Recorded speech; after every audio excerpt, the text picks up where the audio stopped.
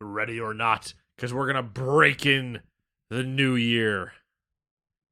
Kind of. It's still the end of 2023. Like the fucking Kool-Aid man. Oh yeah. Still one of my favorite Dane Cook skits. Well, looky. Dad's gonna come home and beat me with a toaster. You've seen the animated version of that, right? I don't know. I don't recall it now. He does the whole thing. He says, "My dad's gonna come home and beat me with a toaster," and it cuts to this dad swinging a toaster by its plug, driving like outside of Ace Ventura style outside a car. Wild. Yeah. End of the year. Gamers Do Podcast.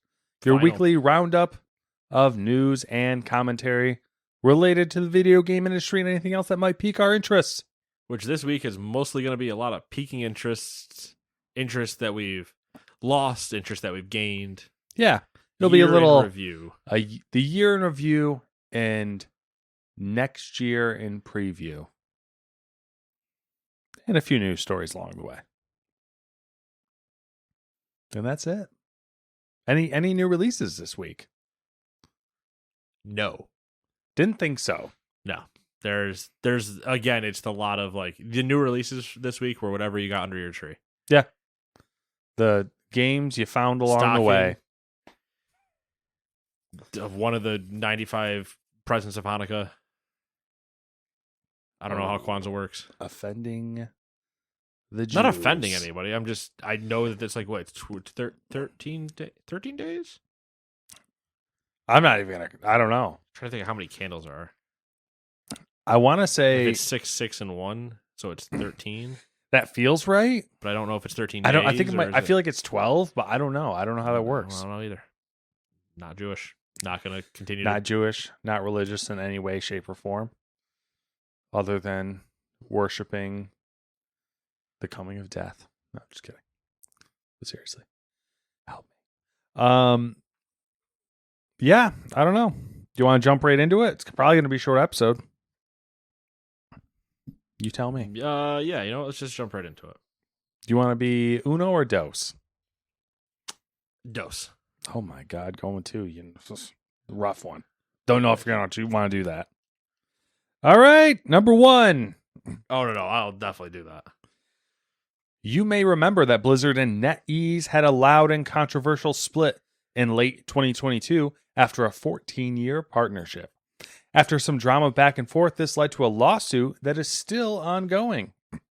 Well, a new report from 36KR, which is some sort of Chinese news site, suggests that Blizzard will once again partner with NetEase to get its games back online in mainland China.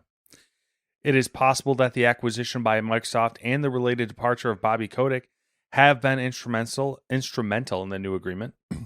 Chinese gamers may still have to wait some time, though, as the two companies will have to rebuild the whole infrastructure, including a national server operation team, test servers, and related systems. As for the lawsuit, it is possible that Blizzard will request to drop it as part of the new agreement.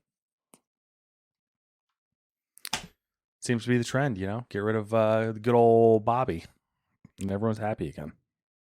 Yeah, well, it does spark a lot of, good riddance. Don't let the door hit you on the way out. Yeah. I hope it does hit you, but I don't want to buy a new door, and that's worth more to me than your sad body. Yeah. I can't wait. I don't know. Maybe we covered it at some point. And I don't remember it, but like his inevitable, like I'm sure he got a golden parachute of some kind. Of like him departing, he was given like a lump sum or something. Oh, probably. Not to mention all the money he probably made off the sale of Activision Blizzard to begin with, but yeah. Having a stroke over there. I thought I brought a drink with me. I did not. Oh, do you want some No, water? I should be all right. I should be all right for now. Okay. We'll see. After this, though, might be a different discussion. But at the same time, number 2, Valve has just released an extensive list of best of Steam titles, including those that were most played throughout the year across multiple platforms. And here we go. I'm going to go through some of them. I'm not going through all of them. No, that's fair. I figured we'd, Um, hit the ones we thought were most interesting. I'm going to go through the categories and I'm only going to read. So the way they did it is they did platinum, gold, silver categories. Yeah. I only care about platinum. And now we're just going to do the platinum top sellers. Okay. The year's top games measured by gross revenue. Counter-Strike 2. These are not ranked, by the way, other than they're in platinum. They don't say that they're in an order. Yeah, I would assume they're not. So Counter-Strike 2, Lost Ark, Call of Duty, Modern Warfare 3, Warzone, and Modern Warfare 2. Hogwarts Legacy, PUBG, Destiny 2, Apex Legends, Starfield, Sons of the Forest. Yeah, Dark Horse. Look at you guys going out here. That's Hell yeah. wild to me. That one in Destiny 2. Yeah, still kicking. Yeah. Cyberpunk 2077, Dota 2, and Baldur's Gate 3 sneaking in at the end. Yeah. Which is also kind of crazy. I wonder if that was it on early access on Steam? Baldur's Gate 3? No, because remember it was Stadia.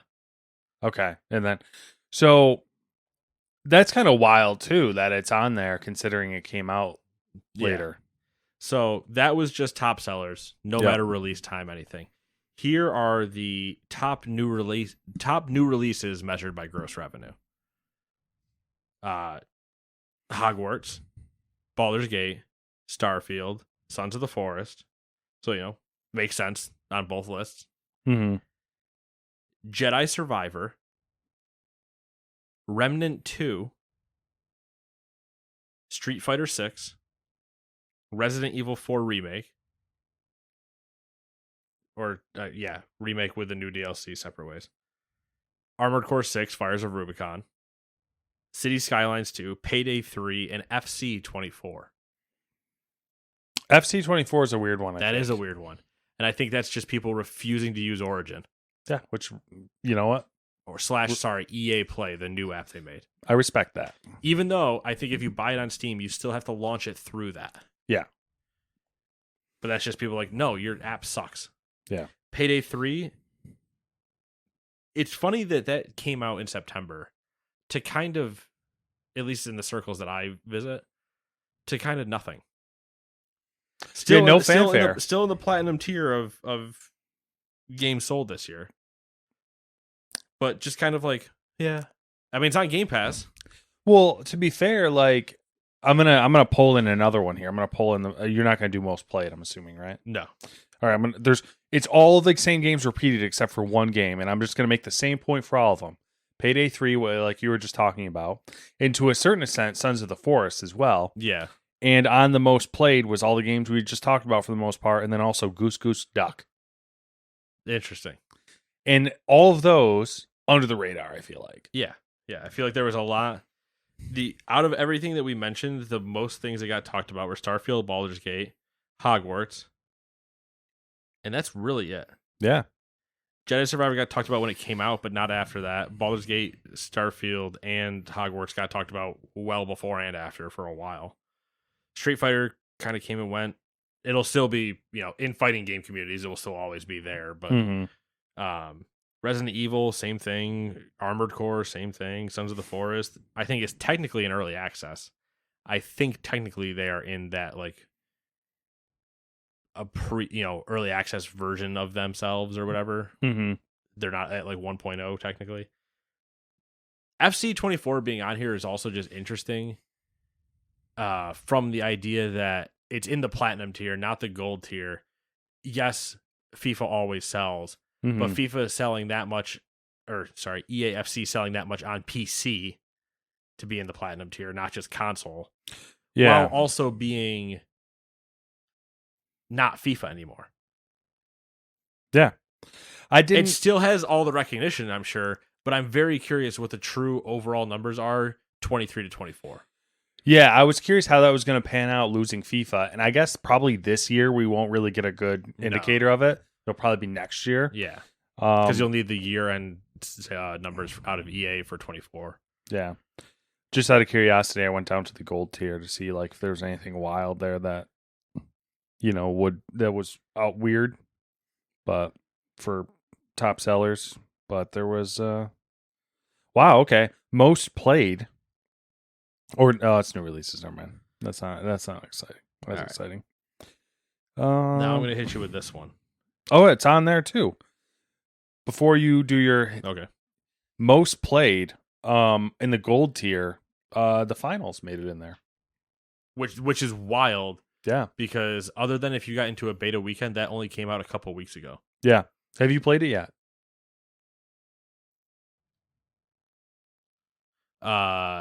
Not since it actually came out. I Okay. played it before it came out.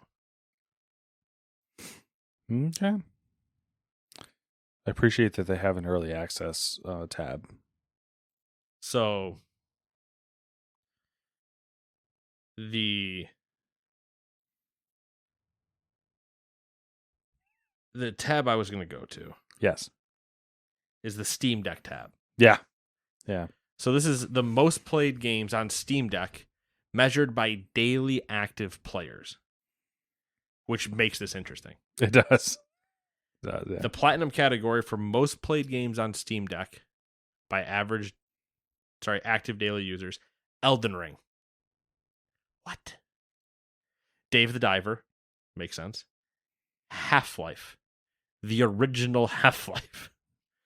Starfield, The Witcher 3 Wild Hunt from 2015. Vampire Survivors, makes sense. Baldur's Gate 3, makes sense. Resident Evil 4, Armored Core 6, Cyberpunk, Hogwarts, and Grand Theft Auto 5. I don't even know. I looked at this and I was like, what a motley crew. Like, what a random selection. It's like some of those, make sense because it's like, somebody's just got a Steam Deck. It's like, oh, I can finally play Witcher, like, portable and I don't have to sit down, whatever. And I can kind of take it with me, keep going. Baldur's Gate, same thing of like, oh, yeah. That's kind of the theme, actually, now that you mention it. Yeah, it's a lot of that, except for Dave the Diver, Half-Life. It's all large RPGs that somebody can take with them and not have to like sit down to take up, depending on the household, take up a TV. Yeah. Or something to play. They just have the Steam Deck. Half-Life. I appreciate that Half-Life's randomly in there. Yeah, Half-Life, Dave the Diver, and Vampire Survivors being on there are more of the casual game compared to in terms of like our deep dives into the other one. And then the last one I want to talk about is VR. Because I'm going to play this game, Matt. Have you looked at this list? Are you looking at this list? I did look at it. Okay. This is the year's top VR exclusive experiences measured by gross revenue. And I know Matt said he looked at it. He might be looking at it right now, but I want him to tell me if he's heard of any of these as I go. You know what? That's a fair point, because when I did look at it, I was like, I haven't heard of half of these games. So Into the Radius. Nope. I have no idea what that is, and it's $20. Yep, no on idea. sale right now. Blade and Sorcery, a VR fantasy sword fighting game. That one I have heard of. I've heard of that one as well. Mm. VTOL VR. Nope. I have not heard of that, but do I just get to pilot a VTOL and I would assume so. In which case, all right, fair. Yeah, I'm intrigued. Gorilla Tag. Nope, that was the one that really threw me. So I think I've seen this one being played. It's with like the ropes between platforms and people like running around, and I'm imagining, the tag game, like the World Championship tag. Yeah. I'm imagining that, but 3-dimensional with gorillas. Yeah, basically. Okay. I'm pretty sure I've seen this being played, and you get it put in like an arena with all these vertical obstacles and everything else that you can run around on. Wild to me that it's in the platinum tier. Bone Lab. Yeah, that one. Wait. Bone Lab. Bone Lab. Not Boneworks. Okay, yeah, Oh, no, Bone Lab. don't know that one. And Boneworks. No Boneworks. Yeah, Boneworks has been around for a while. Half-Life Alyx. Classic. Makes sense. Yeah. Five Nights at Freddy's Help Wanted 2. Obviously, I've heard Five Nights at Freddy's, but did not know there was another VR title. Skyrim. That's a weird one. Classic. You know what it probably is for Skyrim? You probably could guess as well. It's probably mod support. Oh, probably. Beat Saber. Classic. Still showing up. Pavlov. Yep. And Ghosts of Tabor. That one I was like thrown by just because like I feel like I've heard it, but it just sounds like every other fucking game. So Yeah. So wild. yeah. What's Also- wild is which is kind of telling for VR in general is Beat Saber. Most people would consider an older game. Yes, but Uh, still in the top most played. yeah, I think Pavlov has been around for a while. Yes. I don't know about Blade and Sorcery because I think there's a couple of them, so I might be confusing them together. Obviously, Half-Life Alyx been around for a while. There's Mountain Blade. There's Blade. I think there's Yeah. Blade and Sorcery, like other things that are not the VR game that confuse us. Yep. Skyrim's been out for a while. Half-Life Alyx been out for a while. Boneworks been out for a while. So like, there's not a lot of There's nothing new really breaking into it. there's not a lot of innovation going on in VR. Some of the new stuff is in the lower tiers, so Yeah. we'll see. I'm curious if that list changes after the Loki game, because I've heard really good things about that. That people are like, this VR game just feels really good, like a Mm-hmm. VR experience should. Yeah. I'm like, all right. I'm not gonna go get a headset to do it. Yeah, but- that's kind of yeah, that's the problem. All right, number 3. Ahead of the upcoming launch of Like a Dragon Infinite Wealth, Ryu, how do you say their studio name? Ryuga Gotoku? RGG. All right, I'm fine with that. RGG studio director Masayoshi Yokoyama, that's fine, was featured in an interview published on Automaton Media. I love that you got this one and not me. Yeah. Yokoyama, also a writer on Like a Dragon Infinite Wealth, revealed some interesting facts about the game. Quote, pre-orders are going quite well. I think we might break a record in terms of pre-orders. At the moment, there are no plans for Infinite Wealth to come to Game Pass. End quote. The recent released spin-off Like a Dragon Gaiden. Is it Gaiden or Gaiden? I always fuck this up. I go Gaiden. Gaiden. All right. Like a Dragon Gaiden was added to Game Pass from day one because the team wanted to invite new players to get familiar with the franchise ahead of the next mainline installment. Even so, Gaiden, what did we say it was? Gaiden sold much better than expected, with Yokoyama saying it was doubled his own estimation so far. Later in the interview, the studio director also stressed once again the massive size of Like a Dragon Infinite Wealth, which he said will take Never Ending to a whole new level. Quote, first of all, the main story is long. It features 2 main protagonists and numerous other characters. So the amount of side stories related to each of them is considerable, end quote. Fans of the old action combat style of the franchise will be happy to know that Yakuza Like a Dragon, the first installment to feature the new turn-based combat and new protagonist, Ichiban, has now received a brawler mode on PC. And it's called Yakuza, what was it called? It's called Yakuza Like a Dragon Brawler. And that's it. Which is interesting. I'm Yeah. curious how that like How it, like, if it feels because right. when we saw the stuff for Infinite Wealth, These guys are just fucking like they're banging, they're, man. I know, but they're like the whole Kiwami and everything, like remakes that they put on Xbox and whatever. Mhm. And then they out of nowhere do Like a Dragon, and it's like, and now everybody's in. I don't know if like pandemic worked out perfectly for them, where a bunch of people got a time to kind of like watch and appreciate the series that's been out for years. But now it's like they're just pumping out bangers, and I'm enjoying them. Mm-hmm. Somebody that I did not think I would enjoy a Yakuza game, even after like watching Ray play all of them up until Like a Dragon, and then I played Like a Dragon. Well, I watched him, then I played it. And then I've watched him play the side ones of Judgment, Ishin, and whatever, the ones I'm not going to play. But I purposely still have not watched his Gaiden playthrough. I think what it is because I'm playing it and I love it. I think what it is like from what I've seen of it and what I've heard and everything, I think the creators did a really good job of merging what Western entertainment is with the funness of Eastern entertainment, because you know the extreme of Eastern and like mainstream entertainment is anime, and it's just like ridiculous, but it's hard to consume and it has its own problems, and they're like a lot of them is like the tropes and stuff like that. But like they took the best of that and like merged it with like a traditional like structured like Western storyline. Like they merged the two so well. Right.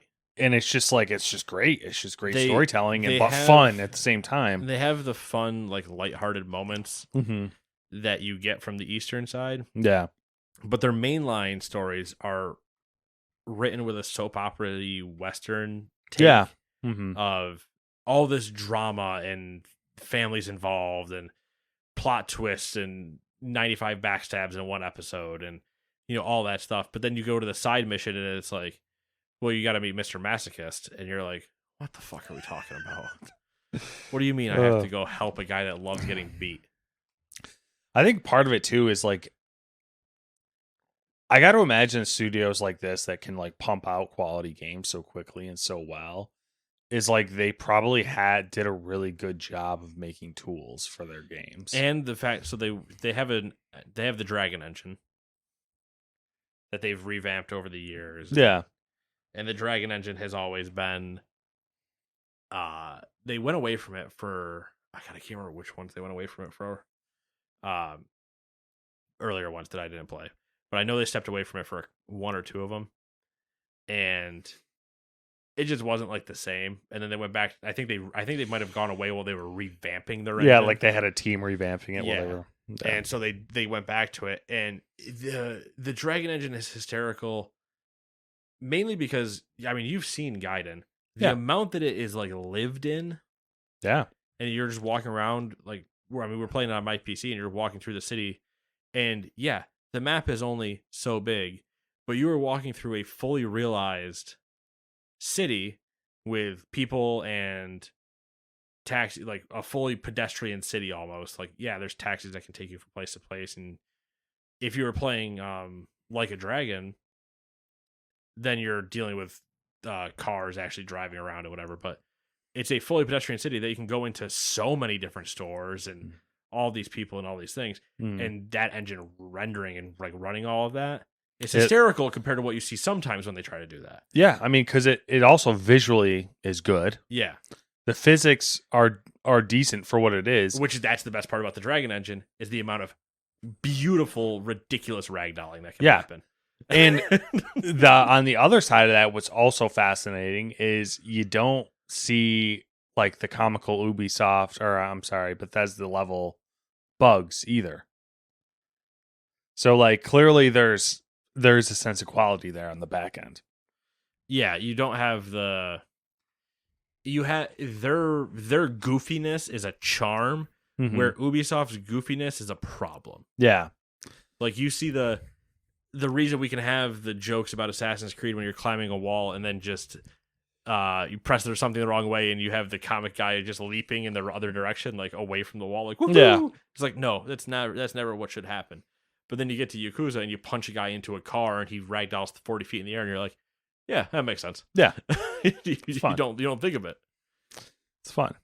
So I don't know, whatever they're doing, keep doing it. Sauce. I wish more studios would be capable of that, I guess. Speaking of studios we wish would be capable of it, number 4, Ubisoft was apparently targeted by hackers who tried stealing almost 1 terabyte of data. Speaking with Bleeping Computer, the European company confirmed that they are currently investigating an alleged data security incident following a report from VX Underground, which also provided proof of how hackers had access to the company's Microsoft Teams, Confluence, and SharePoint. The hackers had access to Ubisoft's data for around 48 hours before the administration realized what was happening and cut off access. In the end, it seems like the attack did not have major consequences as the hackers lost access before they could steal the 900 gigabytes of data that was targeted.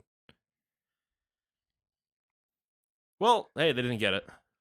But I know of all the companies who... On the backs of an already massive leak out of one studio, here goes another one. 2. That's true. And this one was at a publisher level. Yeah. I guess we'll just keep her rolling since it's somewhat tangentially similar. We're into the rumor roundup. A leak of GTA 5 development files has given us a look at some of the agent screenshots. And if you don't remember, Agent was announced in 2007 at Sony's E3 conference, but entered a sort of development hell before Rockstar ended up abandoning the trademark in 2018. And I don't know if you've seen the screenshots. They look pretty fucking cool. I'm kind of in the we'll see a little bit. Yeah. I think what they ended up doing, and I think other people summarize or theorize this as well, is I think they ended up using some of the assets and stuff for GTA 5. Oh, okay, that makes sense. The old Project Titan. Yeah, apparently Rockstar was working out both projects, and then they ended up obviously GTA 5 took priority, so they just I'm gonna take that. Yep, take those assets and took the team, and then the project was literally just forgotten about in a closet or something until they were like, we might as well not renew this trademark. Has anybody seen Agent? Don't know what you're talking about. Or what's that 2.5 Men meme? I feel like I'm forgetting something. If you're forgetting it, it wasn't that important anyway. Yeah. Agent drowning in the water or whatever. Yep. No, the 2.5 Men meme. What he's getting rained on at the bus stop. Yeah, he's waiting for then there's the other one that's the kid child playing. drowning. Yeah. The parents playing with the one kid and the other one's drowning, and then there's the skeleton in the bottom of the pool. Grand Theft Auto 5 source code makes a couple references to the Nintendo Switch. Depending on if you're a glass half full or glass half empty person, that means either Rockstar may release a late port on Nintendo, or they were thinking about it early on in development but gave up on it. I'm going to go with the second one. Yeah. Which, if you couldn't catch the theme here, and we didn't cover it because honestly I'm leaked out, which doesn't sound good. I'm all out of leaks. There was a GTA 5 leak of sorts where the source code was leaked, and people did data mining and digging and all sorts of other shit on other data, and they found a bunch of stuff related to Rockstar. All right, Marvel Spider-Man 2 PC work in progress screenshots were a part of the Insomniac leak. According to the info, the port is expected to cost $4.6 million, which is twice of what the first port cost, and it should be completed by the end of March of 2024. But don't expect it, because Sony. You're not wrong. That's kind of funny to me, though, that the port is essentially easy, and it's mostly done already, and Sony will sit on it for however long they feel like, but at least a year until they start kind of never seeing it. Potential for increase in PS5 sales from it. Yeah. A video has surfaced online showing someone testing a rumored upcoming Nintendo Switch Flash cartridge loaded with multiple Switch games. I saw this, and if that is real, that person is being fired immediately. Oh, hell yeah. And legal action taken against them, because I don't know. So I saw the post. I don't know if you saw the post.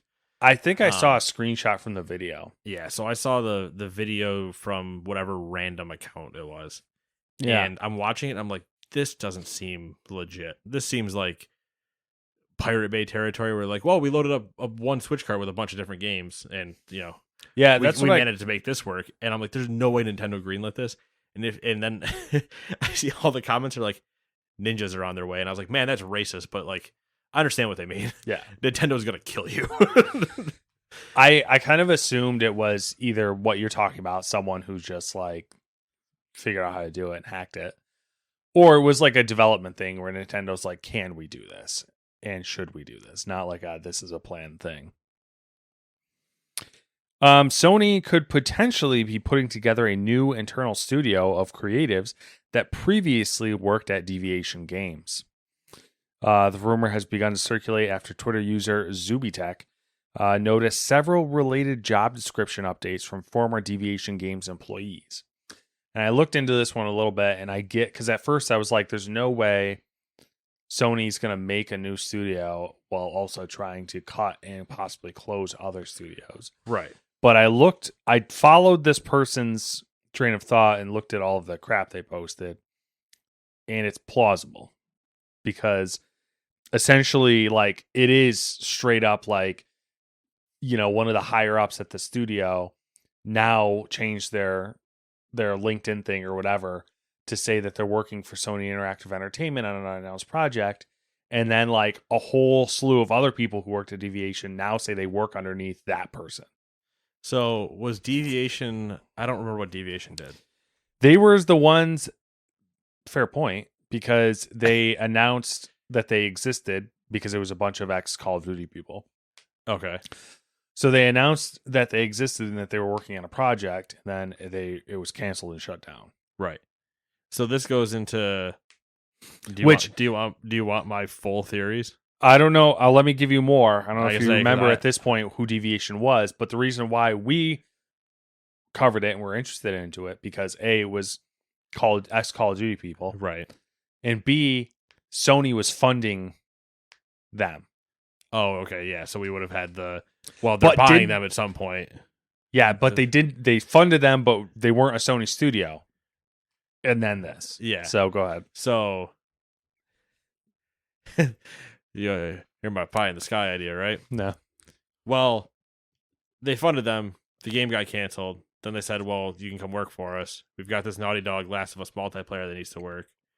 And then they canned that and went, okay, we're just going to rebuild your studio and you guys go do whatever you want because that was an entire flop and waste of our time. I'm wondering if, yes, that. Because And every studio they've bought and closed, even though they didn't necessarily buy Deviation, but every one that they've done that with was always the joke that, well, now you're just a support studio for Naughty Dog. I would 100% behind that theory. I'm going to add the caveat in at the last part where they said, well, now we don't have anything for you to do, but we're going to need a Call of Duty competitor because Right. Microsoft. Well, that mixed with, well, clearly Bungie sucks. Yeah. And we're not really happy with how that's going. Mm-hmm. We have no active shooter. We have no shooter game besides Destiny, and Bungie's out here announcing games and not delivering even on their first game. So we're not really looking great. We're not putting our eggs all in that basket. Yeah. So you guys made Call of Duty before. Do you think you can do it again? Get out there. All right, 2023 in review. Yeah.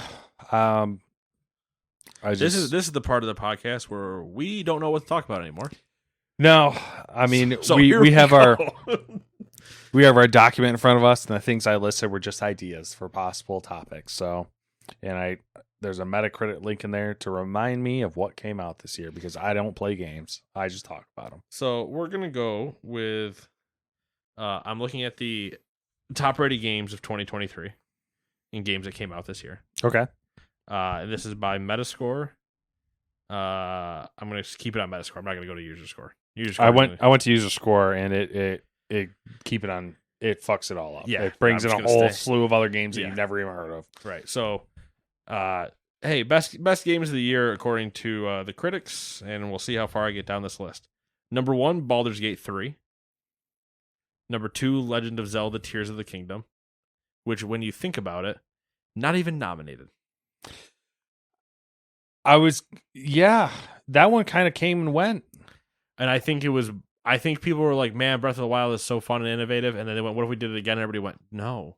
Yeah. Because that was my take, is that everybody loved, it was fun to watch people do the robot thing. But that's it. For a second. Yeah. Metroid Prime Remastered. I don't even remember that. Asgard's Wrath 2. That's the Loki game, the VR one. Mm-hmm. Okay, I was confused when he kept referring to it as Loki. And I was like, I remember something with Loki, and then Asgard's Wrath. Mercer is Loki. Yeah, Asgard's Wrath. Yeah, okay. Resident Evil 4 Remake, which, again, looks beautiful. Mm-hmm. Super Mario Bros. Wonder, which that's on my list to play. Yeah, that one got more fanfare, I think, than Zelda as far as Nintendo stuff goes. Yeah, that's true. Well, because it gets the bonus of having a family game because you can play multiple characters. So yeah. Xenoblade Chronicles 3 Expansion Pass Wave 4 Future Redeemed. What the fuck is that title? I don't know. I don't understand Xenoblade Chronicles. Street Fighter 6. Yeah, There it is. I don't know. I'm not number one fighting game of the year according to Metacritic. Speaking of game engines, I mean that's another one. The fighting game engines. Well, that one uses the fucking RE engine. Yeah, the RE, yeah. And the RE engine is pretty cool. Yeah, it's another one. Against the Storm. This is the city building roguelike. You're not gonna know what this is. I know what this is. Yeah. But yeah, 92. Turbo Overkill. I just like the guy's name is Johnny Turbo. Quake 2 Enhanced Edition. Jack Gene. Marvel's Spider-Man 2. Videoverse. Dave the Diver. Pizza Tower. Dead Space. Slay the Princess. Cyberpunk 2077 Phantom Liberty. Cocoon. Hell yeah. Great game. Alan Wake 2. Should have been higher. I know. That's kind of wild. Dead Cells Return to Castlevania. Astral Ascent and the Talos Principle 2. I'm not reading any more than that. That's 24 titles. Yep. I'm gonna breeze through real quick on this thing, see if there's anything relevant. I mean, the only ones that on the next page that might be relevant is Sea of Stars, Yep. Diablo 4, Armored Core 6. I don't know, Jedi Survivor. That's about it. Yeah, I mean, we've already kind of talked about it, but your best game of the year, I'm assuming, is Alan Wake 2. Yeah, my game of the year is Alan Wake. Well, Spider-Man's right there. That's wild. I had so much fun in Spider-Man. Okay. Alan Wake 2 was a masterpiece. Mm-hmm. I chef's kiss that game is. There's so many memorable moments in it versus Spider-Man. I didn't necessarily get those memorable moments, but the entire thing just felt really good. Yeah, if that makes sense. Mm-hmm. There was no, like, aha, this feels really good. It that's not the right word because it did feel good the entire time, but there wasn't that like. I get it. It's you know what it is. Brain blast. Spider-Man 2 is my Ghost of Tsushima, where it's just good. Like it's not like a oh, this is like like the best thing ever, but it's just so good to play that it's. Yeah. There is no. There's no Alan Wake 2 walking through a studio song. Yeah, there's no just mind-bending storytelling, like narrative plot point that when you get it, you go, oh, holy shit. Yeah. Like even with Ghost of Tsushima was the same way, where it's like the whole thing is just good and it just feels good the entire time. But there's nothing that's from like a narrative standpoint making you go, what? Yeah. But Alan Wake 2, man, oh, it was just so good.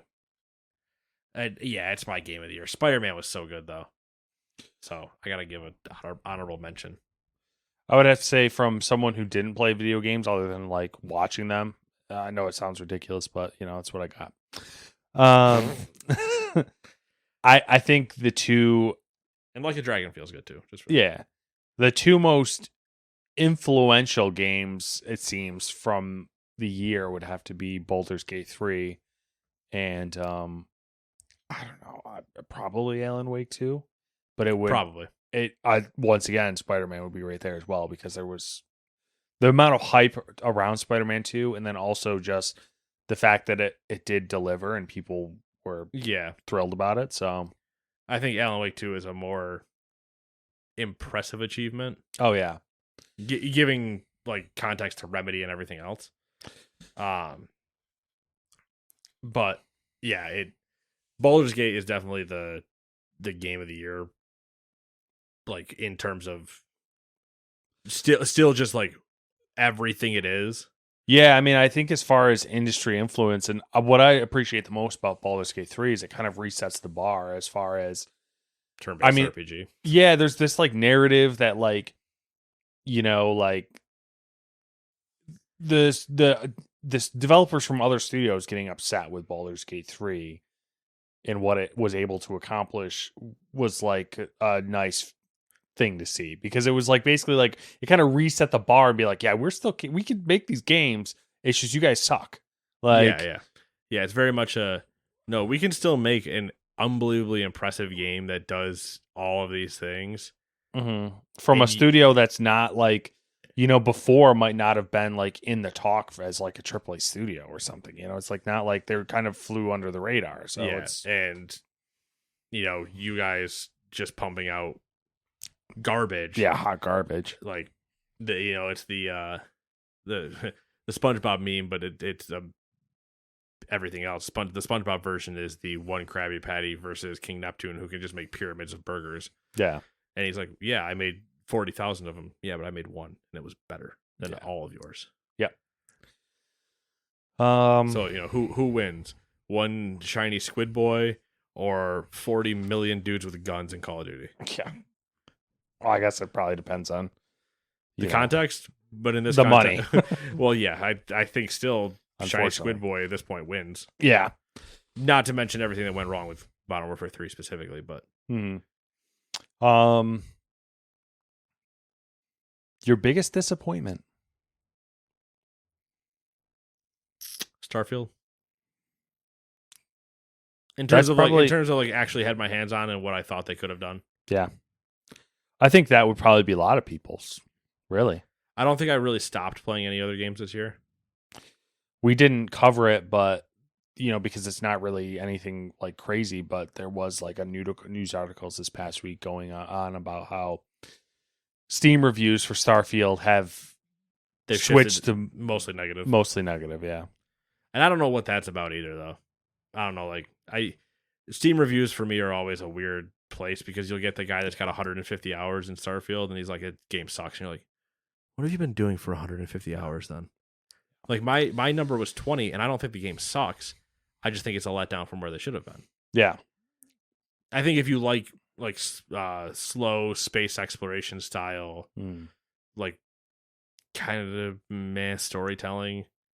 Not that there's ever been a person I've met that's like, you know what, I kind of like a meh story. I don't want it to be good or bad. I just kind of want somebody to fail as they're writing basic quests. You're like, what? No.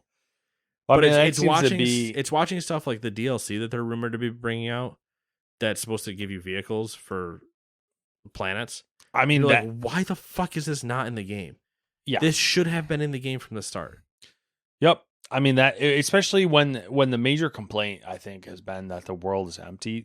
Yes, the universe, the planets is empty. are empty, and not just like in the way that Todd talked about in the beginning, where he's like, yes, there's going to be ones you come across that are empty. And it's like, yeah, I do expect there to be empty ones, but the ones that aren't empty in air quotes here are still empty. But like walking across them is empty. Yeah, I mean, it's like you put outposts there 1,300 meters away from me, and I have to walk the entire way there. So now wipe your brain of Starfield. Now picture playing the game releasing and playing it again in the same exact shape, but this time you have like something cool that's enjoyable to drive around so you could get there in like a quarter of the time. The game would be shorter for sure, but you probably would have enjoyed it. And you're probably like I was about to say quintessential gamer as far as Lawrence would kill you. You're like the majority of Lawrence people. Lawrence would dive through this wall like a Kool-Aid man.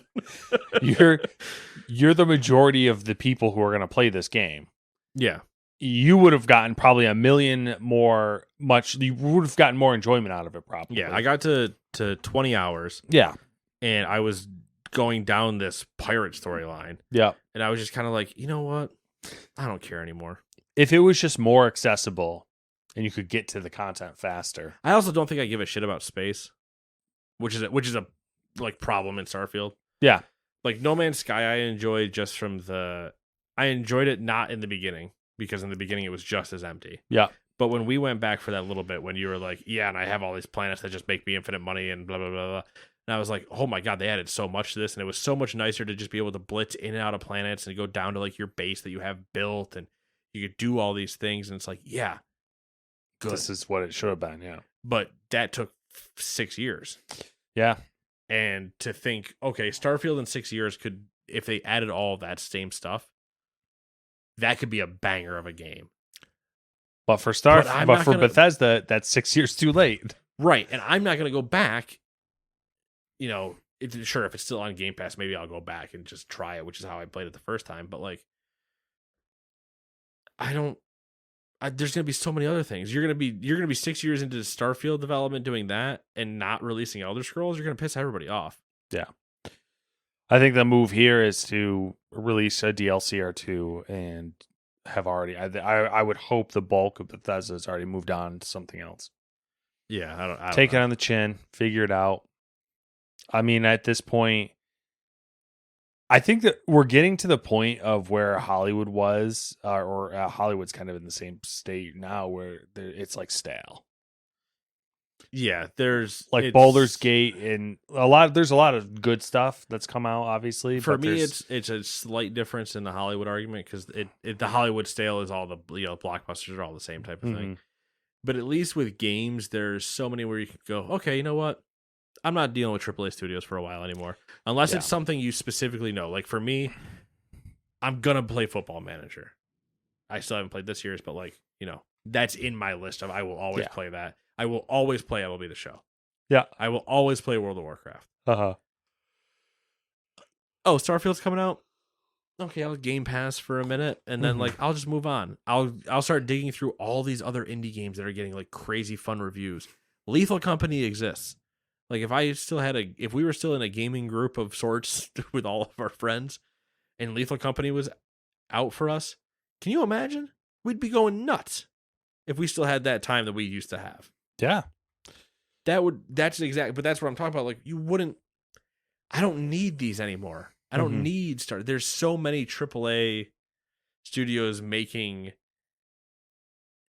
so many experiences, even if just shorter experiences. Yeah. So it's like you might be in it for 10 hours, but like that 10 hours is if it's a concise, cleaned up, polished 10 hours, is going to feel way better than wasting 20 hours in Starfield just to go, yeah, it is what it is. And just like walking away from it because it was not just tedious, but I wasn't enjoying it. Yeah. I mean, that's kind of, I think, the sums up this year to an extent is like the playing field has been leveled. Like, gamers don't have to rely on these known entities like Bethesda and whoever else to put out games because a team can put out a Baldur's Gate 3 or like, you have like Dave the Diver or like whatever, Sea of Stars. Like, there's all these other things that are just like. Apparently, speaking of Sea of Stars, apparently the devs from Chrono Trigger, some of the original team, were like in an interview or something, were asked about Chrono Trigger 2, and they're like, no, we don't really have anything to go. And somebody brought up Sea of Stars, like either one of them or something, and then they like brought up a video and they watched and they're like, that looks amazing. Yeah. Just go play that. And it's like, yeah, you have the guys that they emulated, like them, they're probably heroes to an extent, going, yeah, this looks great. Just play that. Like, yeah, there you go. Like, there's no, maybe not so much thing as a no higher praise, but like, you can't ask for much more than the amount of indies that exist now to get you by a AAA drought. There's so many. Yeah, it's like, oh, Naughty Dog hasn't made a game except for remaster them. I don't give a shit. I'm not playing them. I got other things to do. So, what was the last thing I want to bring up? Trends. Any thoughts on trends in general this year? Any trends you saw you liked? Any trends you hope you don't see any more of? Or I'd have to be really thinking if there was a trend this year at all. I don't think there was, other than the ones that we mentioned, which were just like trends as far as the industry goes. Yeah, I think there were more industry trends than there were game trends. Like more studio and business decisions than there were. I will say I'm appreciating the move that seems to be happening away from live services being like the future. Like I think they still will be, but it'll just be disguised as other things. Yeah, well, I think the idea is that I don't want them to not exist. I want balance. And the pendulum is I think swinging back towards a balance. And I want people that I want live service that makes sense. Yes.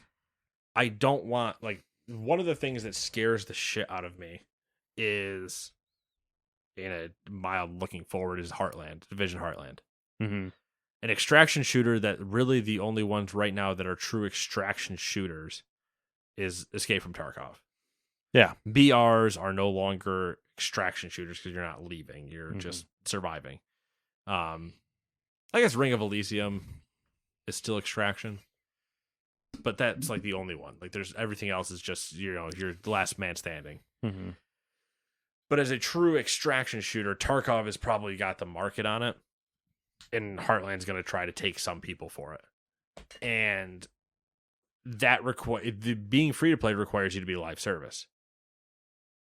But doing that means you're not making a single player, which is what I love in The Division, which means you're making a full multiplayer version of The Division in this open world farmland, essentially. Mm-hmm. Can it be good? Can it be fun? Yeah. Am I intrigued to still play it? Yeah. Is their monetization model going to look like ass? Oh, yeah.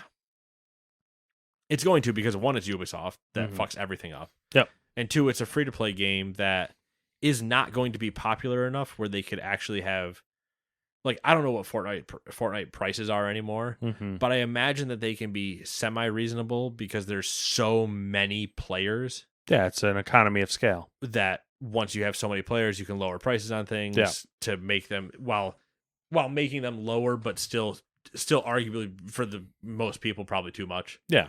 But they're still lower than if you had less people what they would be. I think at this point it's similar to a WoW subscription. Like you know, like in value. Right, which even that I think should go away or be dramatically lowered. Mm-hmm. And if they announced either of those, people would go nuts. Oh yeah. Which they might. I mean, I would love it. I'd be jonesing at the bit. But there's enough live service examples of failures that I think people can kind of hone in on them. Mm-hmm. Like Division 2 is one of my prime examples of a live service failure. Like, we're just going to keep releasing battle passes every single, whatever month. And I saw a post the other day, maybe a week ago now, for Division 2 next season or something like that. And I'm like, you're season 29 in the Division 2. What the fuck are you doing? And it's all my biggest problem with games like specifically Division 2 that are doing live service things is they are not designed to where if I wanted to go back to the Division 2, I could understand what is happening. Yeah. Which is the same that I don't know if you saw the hard drive tweet earlier that maybe it was the game producer at Bungie quote tweeted with a like laughing emoji, but their story was Bungie releases a 300-page book to explain what the fuck is going on in Destiny for new players. Basically something along those lines. And it's like, yeah, because no one has, if you walked a new person in and they're just like, oh yeah, I heard this has really great shooting. How do I get loot or do whatever? There is no concise thing put out by that game on how to do it. It's like they add things or change things for the sake of adding things and changing things so that they can say it's a live service game and charge you. Right. But there's just no, like if somebody got into League right now, okay, you're going to get your free tiers of whatever heroes. You're going to play games, get heroes. Yeah. There. Makes sense. That's the end of that discussion. Mm-hmm. Skins and things are all cosmetic. We can talk about that later, but you're just going to keep playing the game to get essence to buy heroes and keep moving on. Yeah. Got an Xbox account, link that, you get a bunch of them. Yep. Boom, done. Okay. You want to get into WoW? Okay. It's going to get a little bit more complicated. I was going to say, I don't know if I'd use that as an example. No, but that's the one where you go, okay, it's going to get a little bit more complicated. You got to buy, do you want to play the most recent stuff? Buy the most recent expansion, start leveling a character, and then suffer. Yeah. If you don't have one of us, it's going to be a problem. Yeah. It'll be confusing, but we can get you there. Somebody can help you. Yeah. And it tends to be pretty straightforward as long as you are, I want to play the most recent content. Mm-hmm. Then your goal is get to 60, go to the new zone, and start leveling, and ignore everything else. Yeah. But you just have to get to 60. Or you, to be fair, Blizzard does not pay me for this, but if you pre-order War Within, you just go right to 70. Just get a boosted character and be done with it. They're getting it down, I think, with getting players to come back. They've been tweaking it every little bit. Yeah, well, and also having a BlizzCon and announcing a bunch of things and bringing Metzen back and having all that stage presence. Like, I'm pretty sure their numbers have only gone up since. I think that's a priority for them. We'll say that. But also you go to that, you go to Destiny. I would not know. Yeah, I wouldn't even know because they started vaulting things. Remember, mm-hmm. I wouldn't even know if I got the most recent DLC. What does that give me? Every other DLC before it? Does it? I don't know. I think that it is a really big problem that someone needs to figure out like how to deal with that, because like the Division and Destiny are both great examples. Destiny has great gunplay, and I actually liked playing Destiny, but I would not go back for the exact reason you're describing. And the Division is like probably top 3, one of the franchises that I had the most hope for. And them releasing Heartland is like, all right, well, just shoot me in the dick because this franchise is dead. There's you know what I mean? There's like, part of me that hopes that maybe Heartland, you and I would enjoy if they do have the PvPvE aspect of it. Yeah. We can get into a place, loot up a building full of NPCs, and then we still run into okay, we're gonna run into a team and die, and we're gonna get angry because we looted everything and died to them. But we still would have that moment of there's enough. Can we get away? Yeah. Is there still enough of that loop to still have the fun? Mm-hmm. But at the same time, was it D1 that we played a bunch of? I mean, I played a shit ton of D1. Yeah, I think I played far more D1 than I did D2, so it's probably D1. Where we would play D1, and it was, you could actually be in that moment of I'm in cover, okay, cover me, boom, rotate, and you had it was semi-tactical MMO shooter. Yeah, there was enough there to where you could. I'll be right back. Yeah, there was enough there in D1 to where you could play it tactically, but not have to go nuts like you would with Ready or Not, and D2, they went the live service thing and it just fucked it all up. But it was still a little bit there. D2, you could do it in the beginning when it was just the first map. And yeah. There was no, when you were just going through the campaign and there was no, not open world because the whole thing was open world, but there was no repeatability part of it. You were just, doing quests to do the thing. And then you had that fun moment where you remember where you came across, this is the beginning of D2, or beginning of Division 2, not Destiny 2.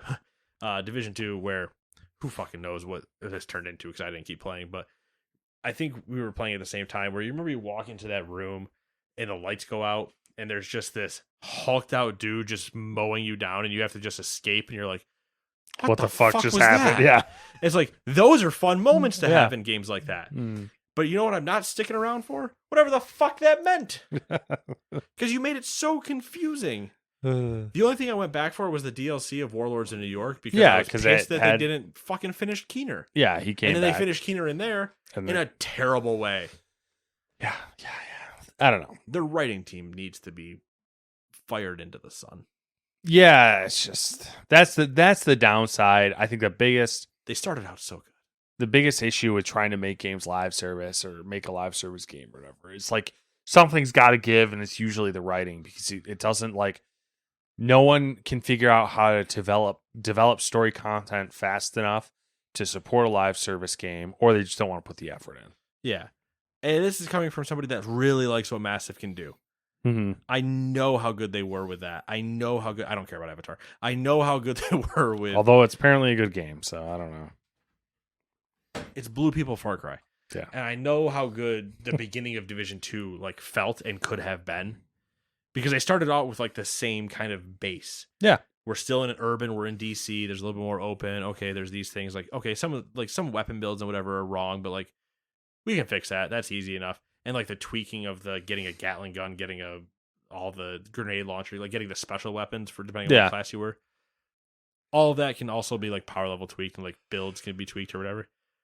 But at the core, D1 was just so good about farm, loot, thing. It was the complexity was at a good level.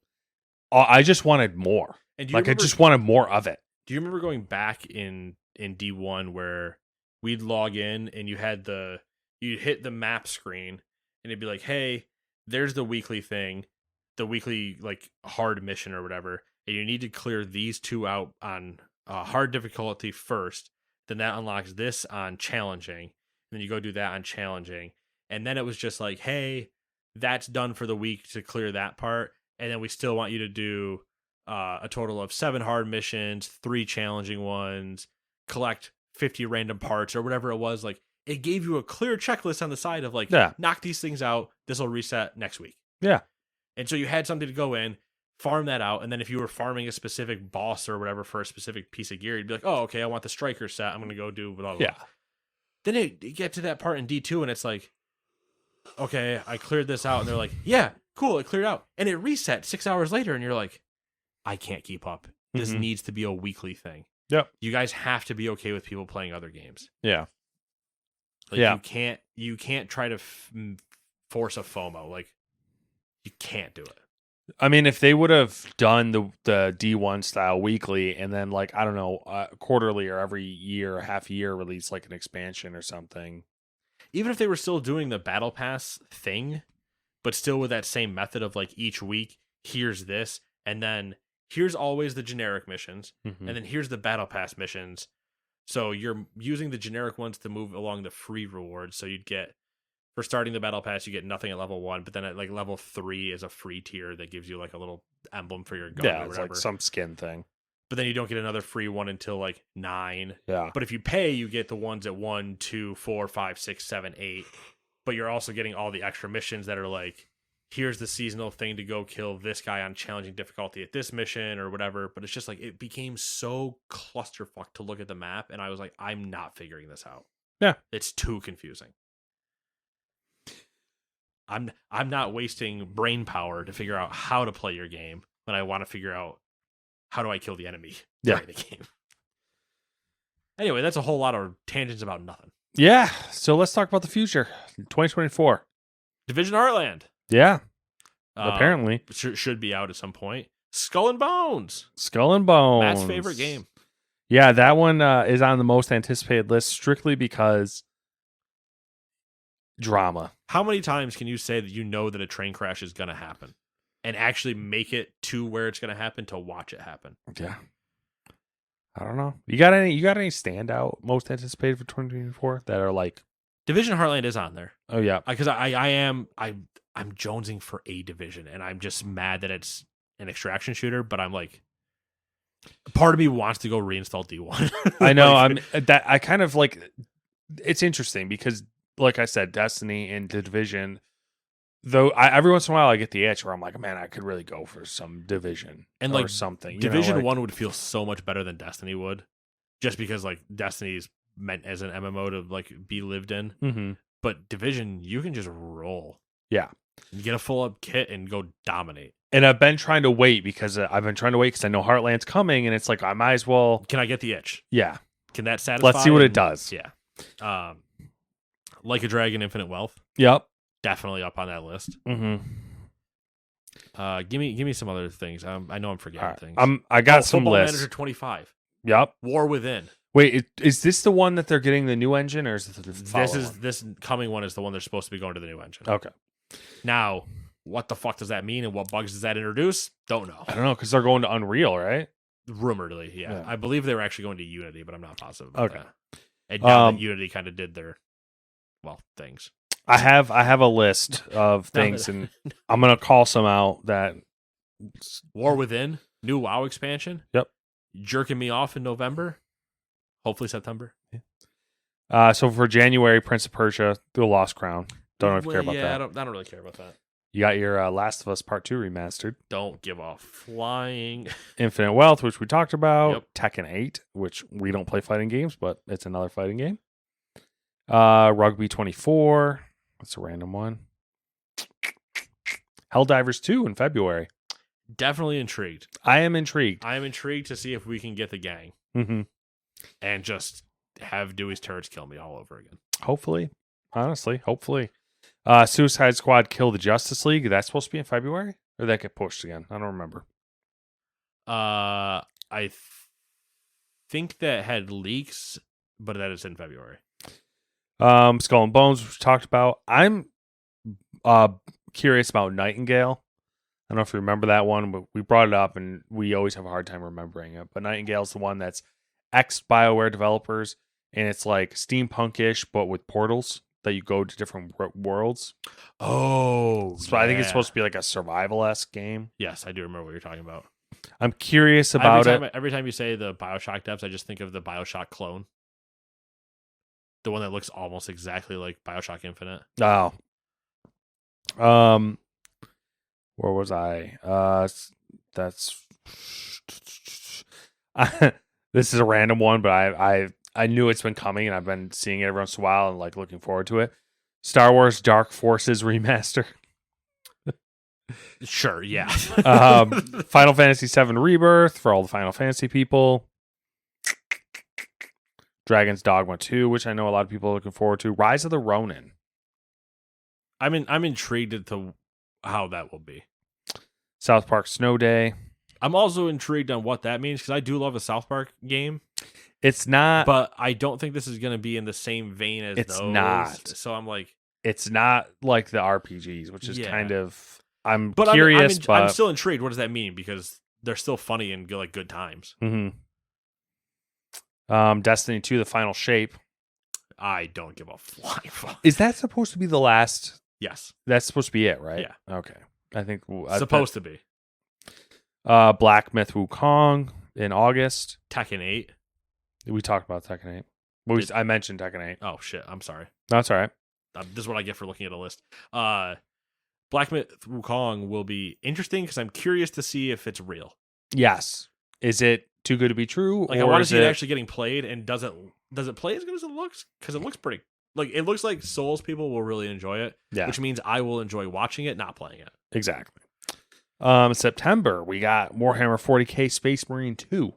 Now that I'm hyped for. Only from the idea that I've been listening to Warhammer, which is a problem. And also because every time I see it, every time we see a trailer, it does look like it'll be a fun action shooter. Mm-hmm. And I'm like, am I getting baited? The list I'm looking at, because there are several lists, and they're not 100% similar to each other. I am looking at the list that I normally pull new releases off of, and I'm looking at it for 2024. Okay. That it is not like a guarantee, but it is. Yeah. So I'm looking at Game Informer. Okay. And I'm at the games that are to be announced, so they don't have release date. Mario versus Donkey Kong? Yep. That's not. Yep. I skipped that one, but yeah. I know. I'm still in February. That's fine. Tale of Two Sons remake. Mm-hmm. The Inquisitor. We've seen the trailers for that, but I can't remember. I think I kind of remember that. It bugs me that I can't remember it, but we've seen the trailers for it. I know we have. Taxi Life, a city driving simulator. You can use the rig for that. Oh yeah, of course, obviously. Homeworld 3.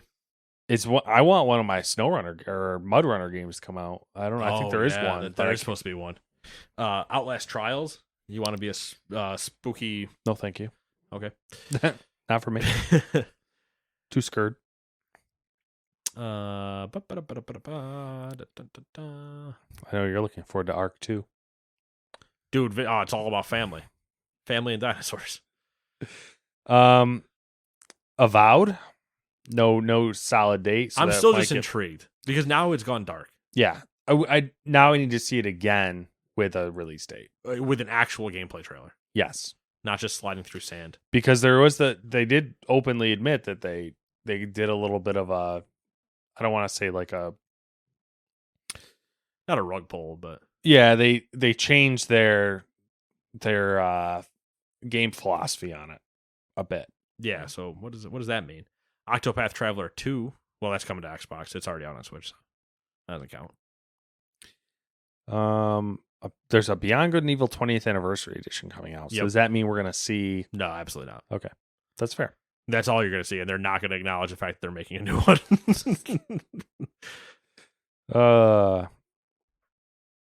What else we got on here? Stalker 2? Yup. That one. I'm in that list of show me. I I hope that it can come out in 2024. Yeah. I hope that the delay with a war was enough to they're allow making. it to exist. I either forgot or didn't realize they were doing a Greedfall 2.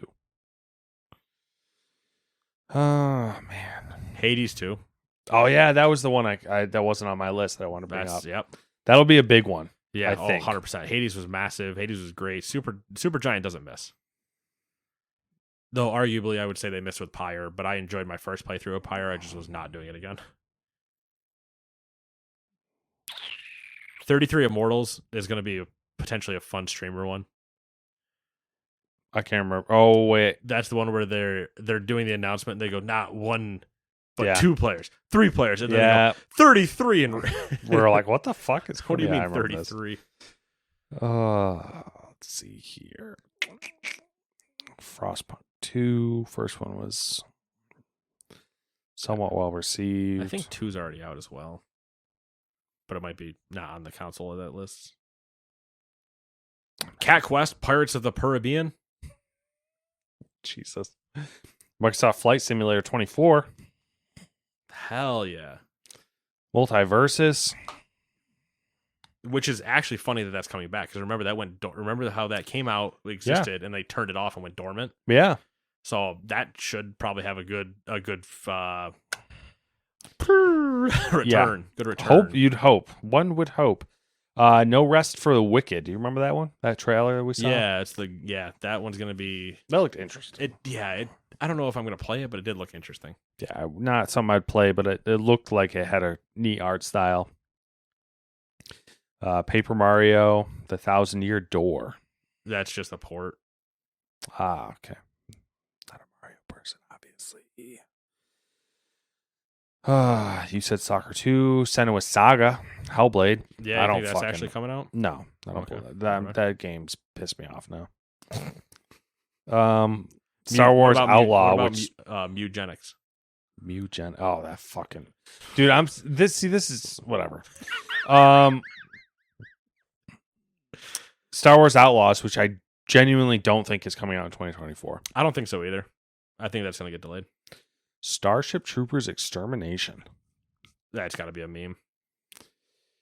Yeah, I would also think that. Guess that. What we got here? Yeah, there's just like The Wolf Among Us 2. I hope that actually comes out in 2024, but man, they've been real quiet. That was still my favorite. Streets of Rogue 2 coming out will be interesting. Wolf Among Us 2 was Wolf Among Us was probably my favorite or second favorite game from Telltale, with Tales from the Borderlands being the other one. For some reason, I remembered that. Don't know why. Did I rank those in that order? That those two were like your preferred Telltale games. Oh, yeah. Probably because every time the other ones come up, I just say, boo, boo hiss. I don't know. That's about it for my list, other than The War Within. which we talked Towerborn. about. That was the one that we keep seeing where they show the tower and like the rest of the world. And you like go out on adventuring things and you come back to the giant tower. We've seen Mhm. previews for that multiple times now.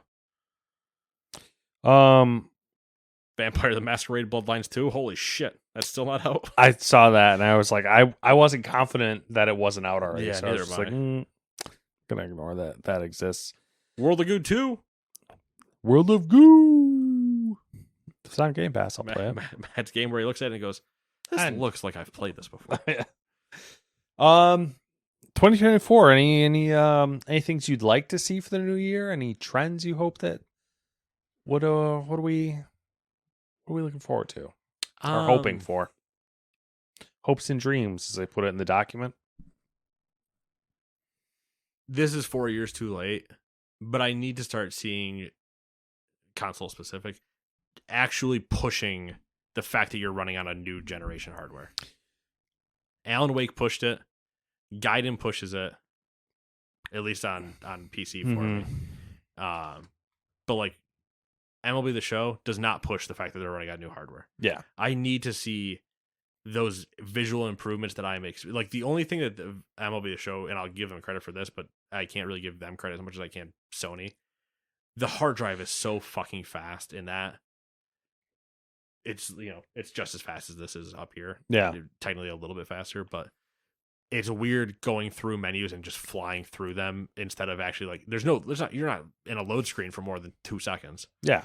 But at the same time, like MLB The Show still looks like it did years ago. I need to see that change.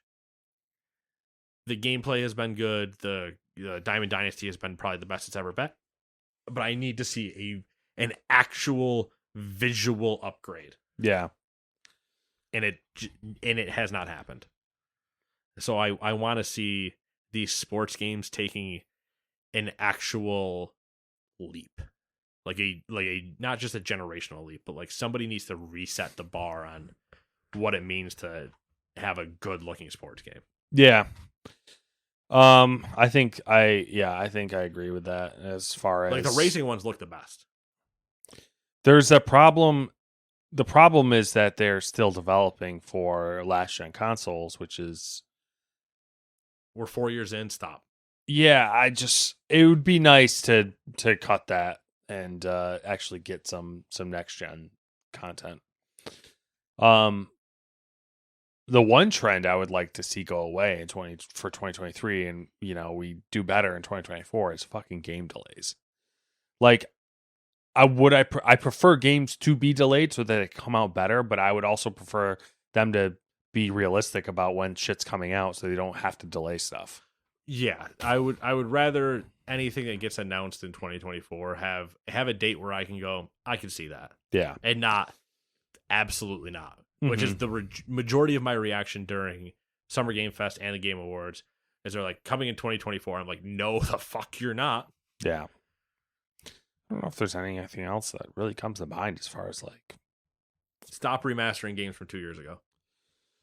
Yeah. That's just like a general thing. Like, you don't do that. Yep. That's bad business practices. Yep. I mean, in general... Actually, just don't call it a remaster, and I'd be fine with it. If you specifically had just said... it's the port to the PS5. Hey, here's this. We're moving it up. And here's the little DLC. I wouldn't even complain. They're like, yep, makes sense. The fact that you're calling it a remaster infuriates me. Yeah. I'd like to feel like a child again. In that, like, I'm so jaded now. Yeah. To like, I would like to be hit with game announcements and stuff to where I'm like, giddy or like, like something that's so give me that whimsical feeling. Yes. Either it's a mix of that, and you might get this with the rig a little bit, but I want to be playing something and just have that. Yeah, this is so good. I'm fucking kidding. Like, I want I'm waking up Saturday morning to go do this. Yeah. That's what I'm hoping. Like, I was thinking through this as just now as you were talking, and I was like, I want companies to make good decisions again. Like, thinking about like Sony and stuff like that. Yeah, I also want world peace. I know, exactly. Which that's where I morphed it into, is where I just kind of want that feeling again. Like, and that's kind of the sadness of like the idea of like E3 not being a thing anymore, because that's traditionally when you'd get that like, ooh, like all these fun things. But I just like to get, I don't know if it's original IP or like, like Sony's the one that's easy to hit because they constantly are just making the same shit. Like, they're letting Naughty Dog make the same shit over and over again. Ubisoft's making the same fucking game and just labeling it differently. Yeah. So yeah, I don't know, just new, different things. Yeah, and I want that. I want something to stroke that chord of, like, I got it a little bit with Alan Wake, and I get it with Like a Dragon, but it still is me just kind of going like, yeah, I enjoyed these. These are fun. But I want that Christmas morning feeling that I get from like WoW launches. Yes.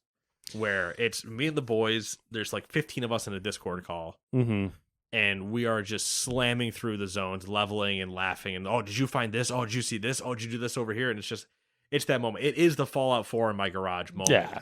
Or like the GTA 5 heists, or GTA 5 heist moments, us playing the crew. Like, as much as I shit on the crew, it was so entertaining. Just even when we just did hey, want to just go drive around the entire map? Yeah. When we realized in beta that you could drive from New York to San Francisco to Florida and back up, like it was 45 minutes of us just cruising around talking, but that was That was fun. the thing, yeah. And that's where I'm hoping that rig kind of gives us that a little bit when if we're both set up to play GT7 or something and be like, dude, get on, we got to go race whatever. Yeah. And set it up for actually having to like. I don't know what that was. It's a weird noise. Might have been my body. I don't know. That was weird. That's really weird. But like actually do something like that where it's, oh, hey, we got to go do this and like put on a 10 or 20 lap race with like mandatory 2 pits or something and like do something to like challenge ourselves, but we get to have that not bro moment, but it's just it's just like the fun. It's we have not the two of us or like as a group. I would love to sit down and get a group to play Ready or Not because I think that would be fucking hysterical. Yeah, I guess that's kind of what it is. I'm looking for something that reunites that flame and brings everyone together. Helldivers 2 might do that. Helldivers 2. I did think that Ready or Not. I did hear that. I don't know if that was a weird noise.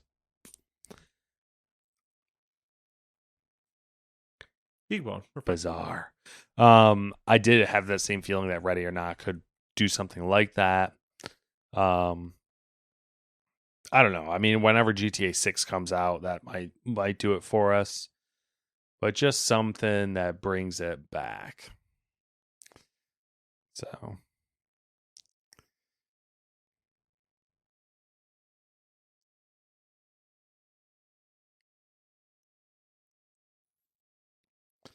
Nate's in home defense mode right now. Hearing weird noises outside. I can't tell what I'm hearing. I don't know if I need to stab somebody. Not yet. Yeah.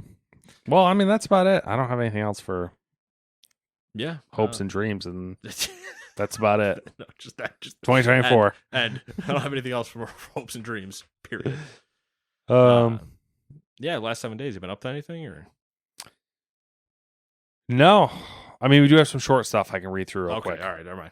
In a new interview published in the latest issue of Play Magazine, Dragon Dogma's 2 director apologized to fans for the long wait and assured that if it had been up to him, he would have done the sequel right away.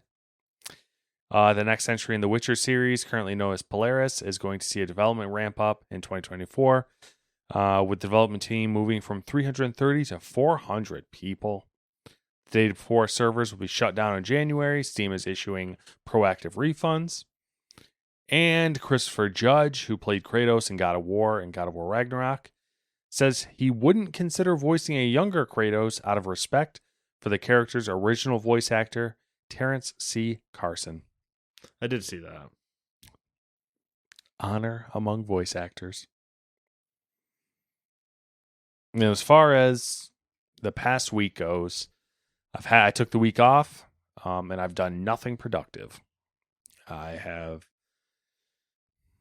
bummed around. Haven't really done much with the rig. I did start to mess with the seat today, which I'll probably figure that out. My 2 remaining monitors showed up today. So hopefully by the end of the weekend, the physical part of it will be complete. Nice. And that's it. Just watching an episode of Reacher every once in a while. I think I've only watched like 2 or 3 episodes. I haven't started season 2 yet. Yeah. And watching some anime. And I've probably watched the fucking Super Mario movie like 800 times because Aiden loves it. And he's literally watched it 3 times back to back. Wow. Like, as soon as it ends, we have to restart it. And because he'll go ballistic if we try to get him to watch anything else or try to do something else. Huh. So it's really annoying. It's like I believe torture. Yeah. God's torturing me or higher power or whatever. The universe. Whatever you believe in. Right. Anyways, what have you been up to?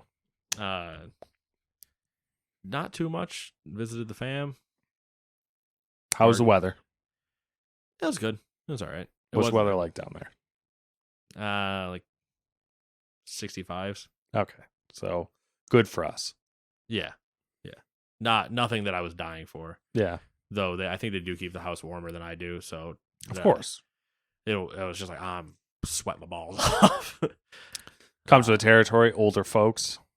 Oh, it's not even that. I think they kept it warm when they were here too. It was just I always prefer cold. I'm warm blooded to the point of like exuding heat. Yeah, Samantha likes the house warm. I walk around in shorts and t-shirt Yeah, in the middle of winter. yeah. I'm going outside to get my mail, and people are like, "What the fuck?" Yeah, I'm like, exactly. dude, you don't understand. Mm-hmm. I gotta cool down at some point. Steam's just coming off my body. Yeah.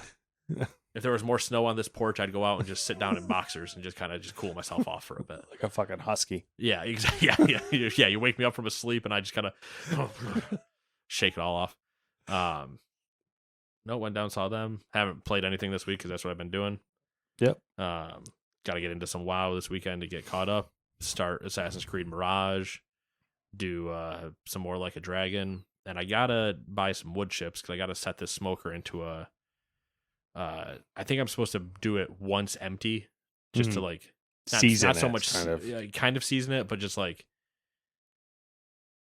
I guess it's a seasoning kind of.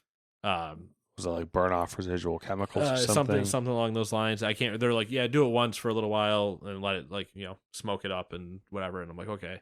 And then I think I'm gonna try to do ribs for us next week, if I get wood chips in time. Okay. If I don't get wood chips in time, well, hey, fuck it. But I was given a rib recipe for the most part that should be pretty easy to achieve. Nice. So we'll see. All right. But yeah, that's the idea, and that's about all I got. Same. Nothing. Eventually, I'll get into the 2 Switch games I need to get into, but I got other things I got to beat first. So those get back burners.